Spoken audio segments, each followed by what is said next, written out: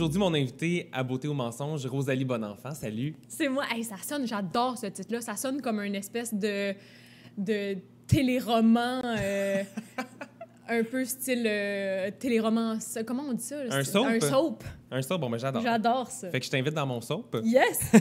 Rosalie, on te connaît surtout grâce à tes chroniques à la radio que tu fais à Rouge maintenant, puis que tu as rassemblé dans un super livre, la fois où j'ai écrit un livre, un titre d'adon, tu sais.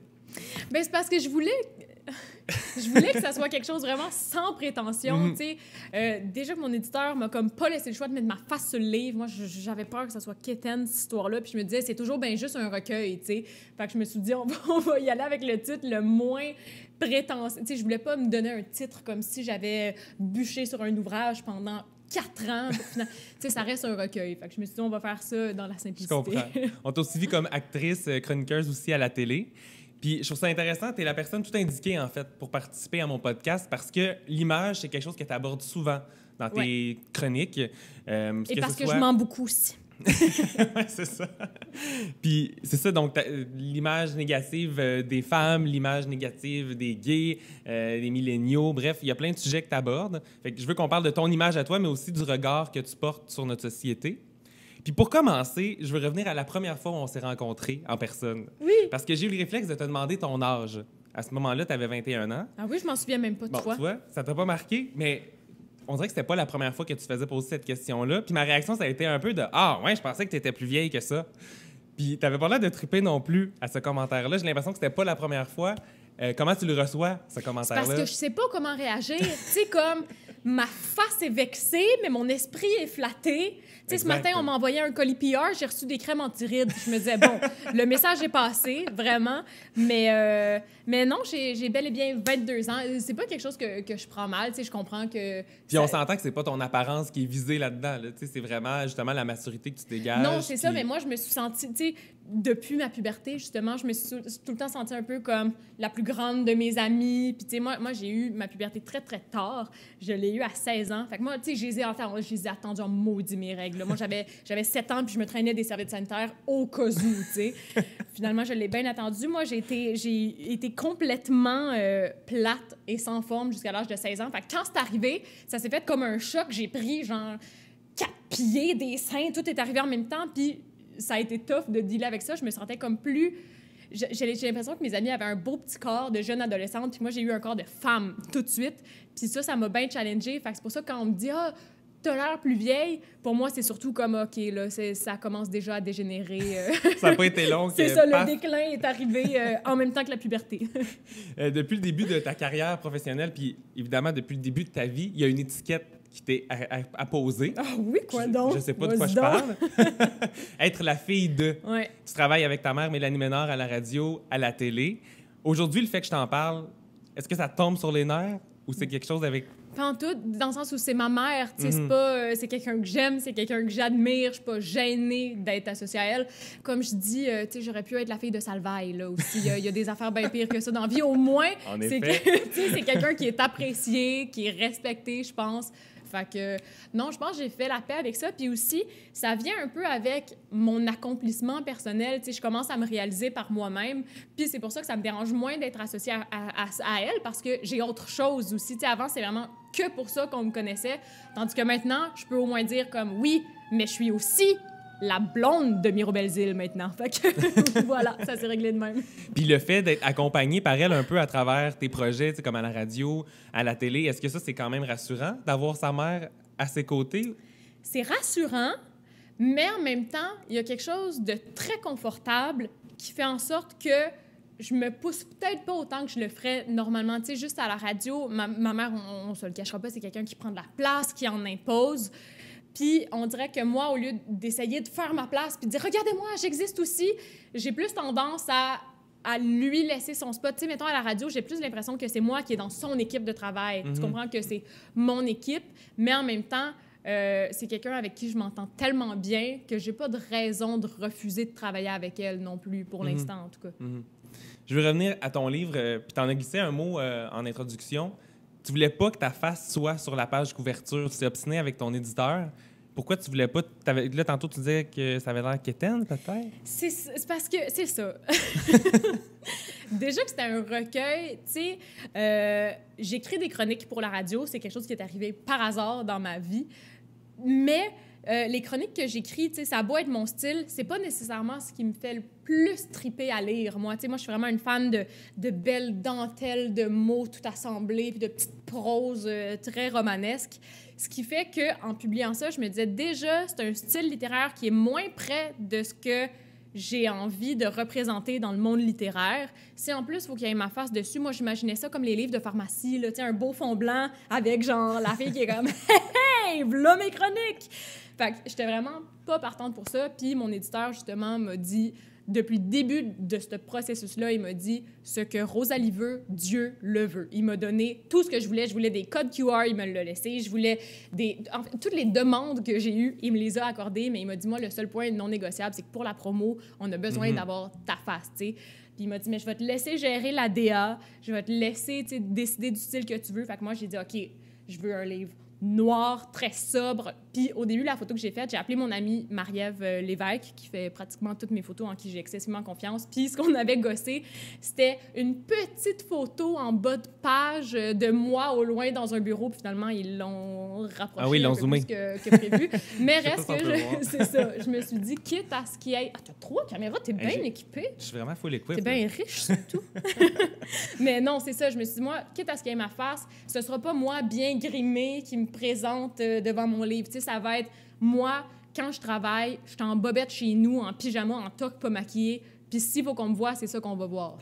Fait qu'au moins, j'ai pu... T'avais pas envie d'emprunter une voix un peu coach de vie, mettons, là?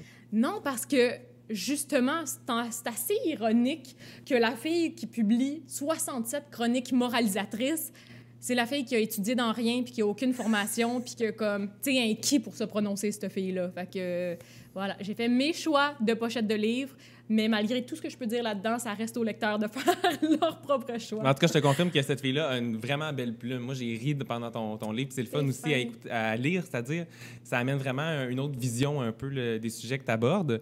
Puis j'ai envie de parler un peu de tes réseaux sociaux parce que je trouve que tu joues un peu la fille imparfaite. Puis, en fait, on s'entend que la perfection n'existe pas. Je joue ça. C'est totalement une game parce qu'en réalité, tu serais surpris de savoir à quel point je suis parfaite.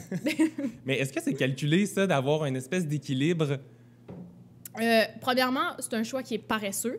Parce que moi, gérer un feed puis télécharger des applications qui font en sorte que, comme, tout match, puis...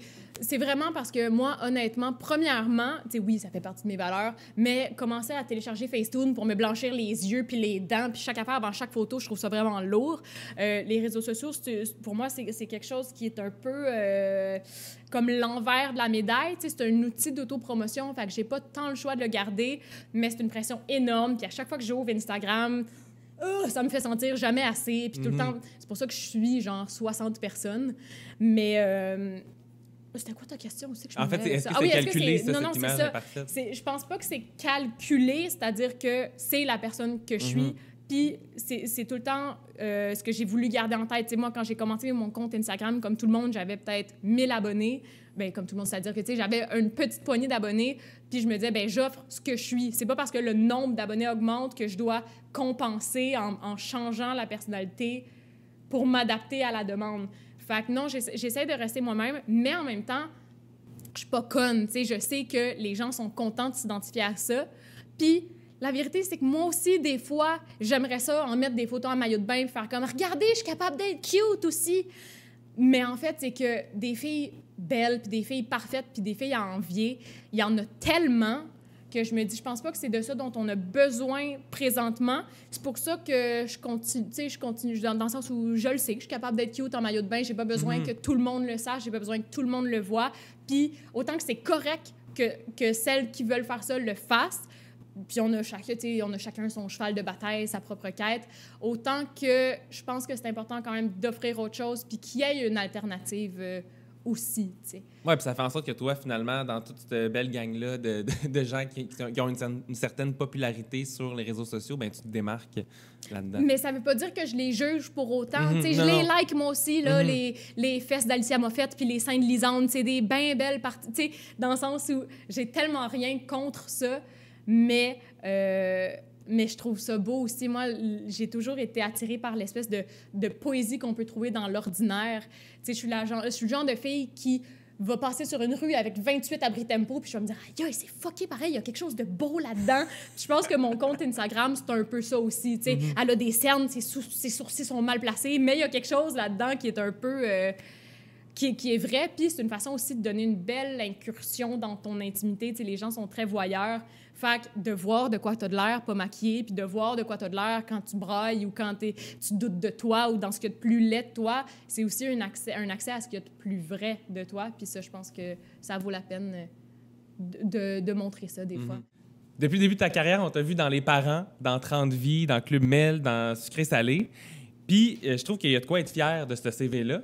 Mais tu dis qu'être fier, des fois, ça vient aussi avec des jugements. Comment t'expliques ça? Être fier de soi? Ouais, que c'est mal vu.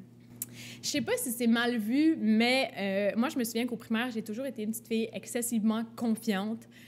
Puis comme... il me manquait mes 2 palettes. J'avais des petits cheveux courts, les bras trop longs, puis je me trouvais belle, puis je me trouvais hot, puis je me trouvais donc bien comme next level. Puis quand je suis arrivée au secondaire, je me suis dit, OK, tout ce qu'on m'a dit, là, le fait que j'étais une fille unique puis spéciale, c'est un peu de la bullshit parce que toutes les autres filles sont uniques et spéciales et belles et talentueuses. Puis à ce moment-là, j'ai pogné mon mur, puis j'ai vu que c'était comme un peu la mode de se rentrer dedans. Tu sais, la première fois que j'étais arrivée dans un vestiaire puis que les filles se changeaient puis étaient comme « Oh non, regarde-moi mon bourrelet! Oh non, regarde-moi si regarde mon cou, il est pas assez mince! » Je me suis dit « OK, ben se trouver hot, là, c'est pas tendance pantoute. » Fait que j'ai comme commencé à adopter ce comportement-là jusqu'à ce que finalement je sois complètement pognée dedans pour vrai puis que je me suis prise à ce jeu-là puis que j'en arrive réellement à me regarder devant le miroir puis à être frue de ce que je voyais. C'est pour ça que je pense que j'ai comme intégré que la fierté, ça peut être mal vu. Puis à partir de ce moment-là, j'ai tout le temps eu peur de paraître prétentieuse si j'étais fière. Fait que c'est comme si je me suis jamais permis ça. Mais c'est ce qui fait en sorte qu'aujourd'hui, les accomplissements que je peux réaliser, j'ai de la misère à les célébrer parce que j'ai l'impression que soit que c'est pas mérité ou soit que ça va être vu comme du narcissisme. Tu sais, je sais que c'est plus le cas, puis je travaille là-dessus, mais reste que des filles qui sont fières de ce qu'elles sont, il y en a pas des tonnes. Fait que, ouais, mais c'est un work in progress, comme ils disent. Mais la comparaison, justement, avec les autres filles, c'est quelque chose qui revient souvent dans les sujets que tu abordes. Puis même récemment, à la radio, tu as parlé d'une fille qui te hantait quasiment. Là. C'est une fille de ton entourage pour qui tu entretenais de la haine. Puis finalement, ça s'est un peu retourné contre toi parce qu'elle occupait beaucoup trop tes pensées. Puis pour régler ça, tu as décidé de la rencontrer et de lui demander pardon. Oui. Puis elle était trop fine. En fait, c'est une fille que, tu sais, on est un peu dans le même bassin de monde, puis on a tout le temps été comme amis-ennemis. Genre, on a une relation un peu touchée, que comme on s'aime, mais en même temps, il y a de quoi chez l'autre qui nous choque. Puis, un moment donné, effectivement, je me suis tannée de me sentir de même. Je me dis, là, ça fait je sais plus combien d'années que je traîne ça, puis qu'à chaque fois qu'on évoque son nom, je me reconnais plus. Puis, je me suis dit, ça m'appartient pas, ces émotions-là, c'est pas beau, j'ai pas envie que ça fasse partie de moi. Fait que je l'ai appelée, puis j'ai fait comme, hey, je t'aime pas tant, mais tout le monde t'aime. Fait que c'est clairement moi le problème, puis j'aimerais ça, tu sais, qu'on apprenne à gérer ça.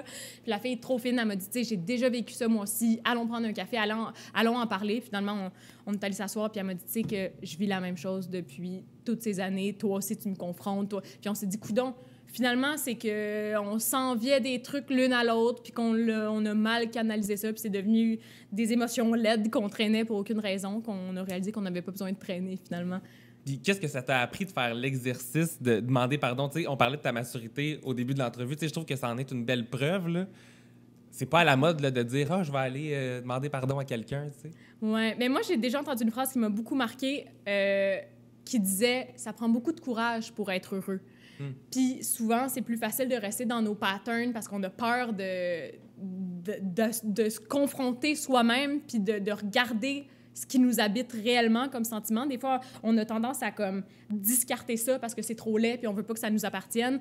Mais quand tu réalises que tu le vis de toute façon, ça te rend pas service, tu sais, de le nier puis de le glisser en dessous du tapis.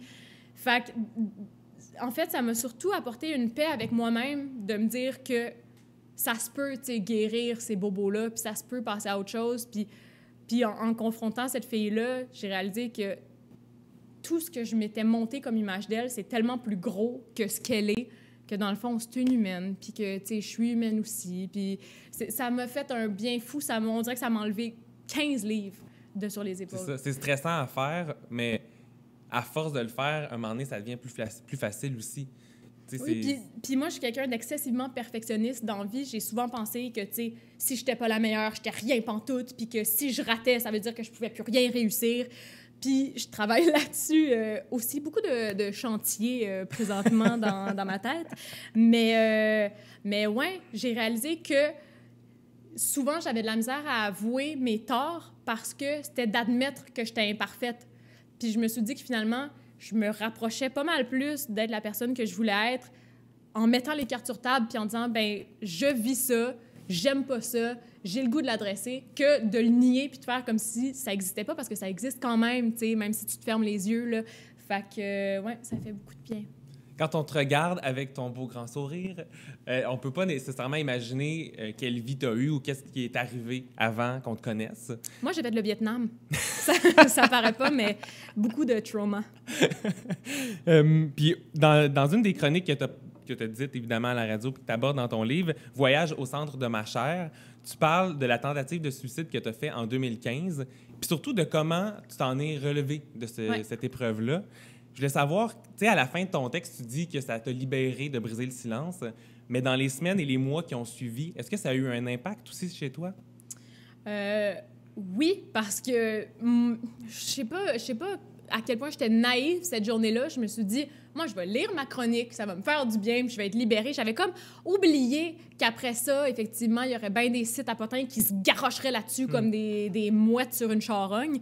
Mais la charogne, c'est pas moi, là, c'est mes écueils. Mais premièrement, j'ai eu beaucoup de messages de gens qui se retrouvaient là-dedans. Tu sais, encore hier, il y a une fille qui m'a écrit sur Instagram en me disant, moi, je suis à l'hôpital présentement. J'ai été internée après une tentative de suicide, puis présentement, je lis ton livre, puis ça me fait du bien. On dirait que j'ai réalisé que de partager ces bobos-là, c'était un peu plus grand que moi. Tu sais, c'est sûr que moi aussi, j'aimerais ça garder ça pour moi parce que, tu sais, ça met une espèce de tache sur mon CV, tu sais.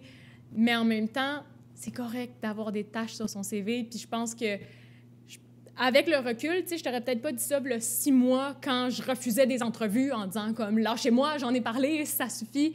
Autant que maintenant, je réalise que c'est peut-être important de mettre des outils comme ça. Bien, des outils, je dis pas que c'est un outil, mais des référents à la portée des gens parce que j'en aurais pas parlé si ça allait pas mieux.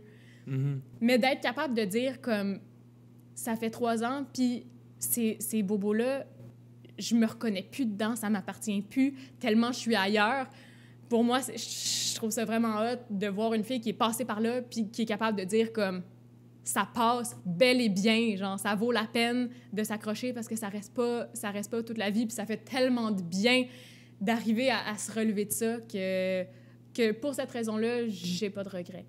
Puis aujourd'hui, comme là, tu m'en parles, est-ce que ça revient avec des mauvais souvenirs ou c'est complètement guéri? Je pense que ce sera jamais complètement guéri. Puis j'ai appris justement à en parler en entrevue d'une façon plus détachée. Mais effectivement, reste que pour toute ma vie, sûrement, je vais avoir un souvenir concret et tangible sur mon corps de ces années-là. Puis, tu vois, c'est pour ça qu'en entrevue, j'essaie de rester dans le pratique. Mais je pense pas qu'on se remet tout à fait de ce souvenir-là. En fait, c'est plus un... Tu sais, je suis pas en colère contre moi, je m'en veux pas, mais ça reste quand même troublant de dire que la personne que t'es, c'est déjà suffisamment haï pour vouloir s'infliger cette douleur-là. Ça, c'est difficile à se le pardonner, mais en essayant de focusser sur mon bonheur à chaque jour, ça m'évite de replonger là-dedans de façon négative. Tu sais, ça reste un... Puis même, tu sais, ça me rend encore émotive, mais il y a des... Mon Dieu! Il y a des journées où, justement, ça me rend tellement émotive, mais d'une toute autre façon. Tu sais, ça m'arrive de juste pleurer puis de me dire « Hey, je suis donc bien bien, puis ça va donc bien mieux, puis c'est donc bien hot, puis ça efface pas ce qui s'est passé, mais ça le transforme définitivement, ouais. Mm-hmm. À travers tes chroniques puis le fait que tu te confies aux auditeurs, t'as constaté que ce qui fonctionnait, c'est parler de ton intimité. Ouais. Est-ce que tu te mets une limite sur les sujets que tu abordes puis ceux que tu n'abordes pas? Ben, dans le sens où moi, j'ai carte blanche pour faire mes chroniques. Donc, je suis pas obligée de parler de ce dont j'ai pas envie de parler. Je vois pas l'intérêt de parler, mettons, d'un bobo qui est pas encore guéri parce que je suis pas en mesure de m'aider, donc je suis pas en mesure d'aider les autres. Mais quand je me sens prête à en parler, je me retiens pas de le faire nécessairement. C'est Ricardo Troggi qui disait ça, à Tout le monde en parle, qu'un de ses profs, il avait dit « Trouve ce qu'il y a de plus laid en toi, c'est ça ta vérité, c'est ça que ça vaut la peine d'exploiter. » Souvent, on a tendance à vouloir mettre de l'avant ce dont on est le plus fier, ce qui nous met le plus à notre avantage. Mais en même temps, c'est pas à ça que les gens s'accrochent. Les gens, ils en ont toutes là, des grisailles à l'intérieur de leur quotidien. Puis je pense qu'en abordant ça, c'est la façon d'être la plus proche de soi puis de sa vérité. Puis en même temps, comme je te disais tantôt, j'ai pas de formation. Moi, j'ai fait l'école de la vie. Fait que ce que je connais le mieux, c'est moi. Fait que j'ai tout intérêt à parler de ça parce que c'est ce que je connais le mieux. J'ai beau aller parler de ce que quelqu'un d'autre vit, t'auras jamais l'espèce d'input personnel que j'ai en parlant de mes émotions. Puis c'est un peu un journal, un journal intime. Quasiment souvent, les gens me disent « Comment tu fais pour arriver à comme, mettre des mots sur une émotion qu'on sait pas trop comment ressentir? » J'y arrive en écrivant mes chroniques, souvent. C'est pour ça que c'est aussi salvateur pour moi, parce que d'écrire, souvent, mon poignet trouve les réponses avant ma tête. Je le laisse aller, je me dis « Ah, ben coudonc, c'est ça que je vivais. » Puis les images viennent avant la raison. Fait que ça se place comme ça, ouais. Puis tu le dis toi-même, tu es une fille qui n'a pas de filtre, mais dans la vie, est-ce que ça te nuit des fois de ne pas en avoir? Oui, je peux dire, dans le sens où j'ai pas d'exemple d'une situation où ça m'a vraiment nui, mais je sais que je suis complètement transparente, puis ça peut me nuire dans la mesure où je pense pas que la perception que j'ai de moi-même, c'est la même perception que les gens ont de moi. Fait que souvent, je peux faire des jokes, mettons, où je me rabaisse un peu à la blague, parce que pour moi, ça fait partie de mon quotidien. Puis là, les gens vont être comme choqués, ils vont se dire « Voyons, elle a pas raison de penser ça. » Fait que, tu sais, des fois, ça crée peut-être plus des petits malentendus ou de mal interpréter ce que je dis, mais généralement, je suis assez volubile. Fait que je suis aussi bonne pour me rattraper tout de suite après et faire comme hey, « Non, mais c'est pas ça que je voulais dire, c'est parce que je voulais dire ça, mais là, j'ai vu dans tes yeux que tu l'as interprété de même, mais en même temps, c'est pas là que je voulais aller pantoute. » Fait que je m'en sors comme ça, généralement. Moi, dans la vie, c'est quelque chose sur quoi je travaille, d'avoir moins de filtres. Ah oui? Je me disais, en écrivant un livre, là, pas de filtre pour les nuls, là, quel conseil tu donnerais justement pour être un peu plus mais attends, mais transparent? Moi, ce que je veux dire, pourquoi toi, tu veux t'imposer un filtre? Qu'est-ce que tu veux filtrer? J'ai-tu le droit de te poser des questions dans ton entrevue? Eh bien, tellement. Mais là, je m'attendais pas à ça. Non, mais tu dis que tu voudrais avoir plus de filtres. Ouais. Ben, c'est parce qu'on dirait que à travers... C'est quand même une grande question à répondre, là. Mais à travers... serait pour retenir quoi, mettons?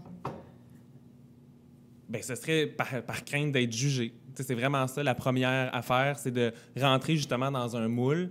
Puis là, dans les dernières années, j'ai essayé de sortir de plus en plus de ce moule-là, puis d'avoir de moins en moins de filtres. Fait que c'est vraiment la peur du jugement, en fait.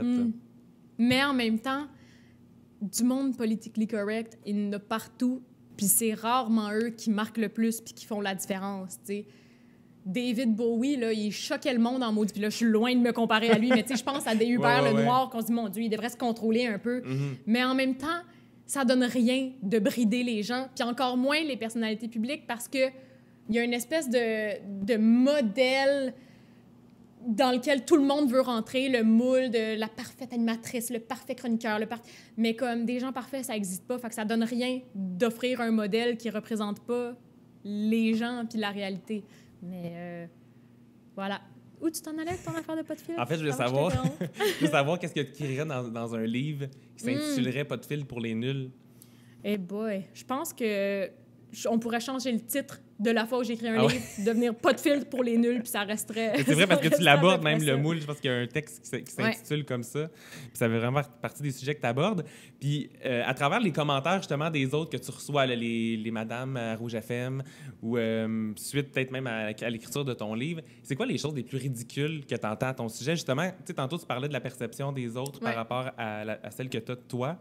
Qu'est-ce qui concorde pas des fois? Écoute, tellement d'affaires, mais un moment donné, il faut que tu te dises que les gens ne te connaissent pas. Hein. Tu peux pas prendre personnel le commentaire de Gaétan qui te dit que t'es conne de penser de même parce qu'il te connaît pas, il sait pas d'où tu viens, tu sais pas d'où il vient, tu le connais pas non plus. Fait que si on se met à prendre ça personnel à chaque fois, il y a pas de fin, tu sais. Mais en même temps, moi, je me dis, j'essaie d'offrir ma vérité, puis ce en quoi je crois, puis ce que je suis prête à défendre. Fait que si moi, je fais une chronique avec des opinions féministes affirmées, puis assumées, puis que ça plaît pas aux gens parce que, mon Dieu, eux, ils me traitent de féminazie, parce que, effectivement, vouloir l'égalité homme-femme et l'Holocauste, c'est le même combat, mais je me dis, si ça les choque, eux, je peux vraiment rien faire parce que pour moi, c'est ce qui est juste, c'est ce qui est bon, c'est ça en quoi je crois. Puis si je le défends avec respect et avec humour et sarcasme et cynisme et ironie, si je le défends puis que ça fait pas ton affaire, je peux pas le prendre personnel parce que moi, j'y crois, tu sais. Puis pour moi, c'est la vérité. Fait qu'on peut avoir des opinions différentes, mais ça veut pas dire que je vais estimer plus l'opinion de quelqu'un qui pense différemment. Tant que c'est exprimé avec respect, je suis vraiment... Puis, tu sais, il y en a des gens là, qui m'écrivent pour me dire « Moi, je suis pas d'accord avec toi. » Puis je suis toujours tellement contente d'avoir l'opinion des autres quand c'est exprimé avec respect et intelligence. Ah, puis de façon constructive. Là, ça, on s'entend qu'on est ouvert à ça, mais ouais, des fois, quand on partage pas les mêmes opinions, ça peut amener ailleurs. Hey, merci beaucoup. Tu es vraiment inspirante, Rosalie Bonenfant. Mais merci à toi. T'es bien fin. Puis pour continuer de t'entendre, on peut syntoniser Rouge FM, le nouveau Voilà, rouge. Le nouveau rouge. On dit plus ça maintenant. Mais donc, les vendredis, tu es là, On est tous debout avec, aux côtés de ta mère, comme je le disais plus tôt. Puis toutes les chroniques sont disponibles sur ma page Facebook si vous voulez pas vous lever à 7 h du matin. Puis ton livre, La fois où j'ai écrit un livre, est toujours disponible. Oui, partout. Merci en version encore. audio et numérique aussi. Ah oui, ça, pour l'aspect plus écologique de la chose. Voilà. Merci au restaurant Joséphine sur la rue Saint-Denis de nous avoir accueillis et je vous dis à bientôt pour un autre épisode de Beauté ou Mensonge. Merci à toi. Hey, je suis contente que ça soit fini. J'ai eu peur de roter tout le long.